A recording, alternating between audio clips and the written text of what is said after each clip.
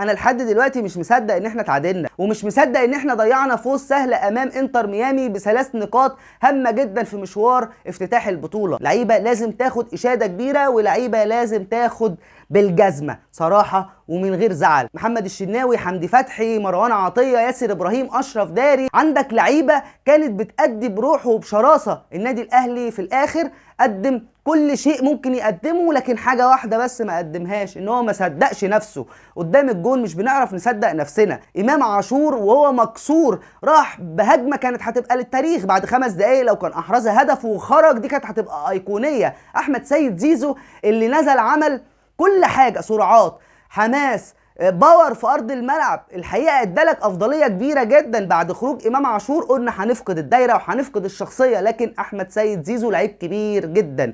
تريزيجيه لازم تعرف حجمك في النادي الاهلي، لازم تعرف ان انت مهما كان نجمك ساطع لازم تكون تحت الرولز، تحت القوانين يا عم. عندك راجل متخصص في ضربات الجزاء اسامه ابو علي، واحمد سيد زيزو. حسين الشحات اللي ما صدقش نفسه وسط الضغوطات، خرج ناس من المله، ناس اصلا خارجه من المله هو خرجها خالص بقى، طلعها من الخدمه نهائي. حسين الشحات اثبت ان هو مفلس كرويا.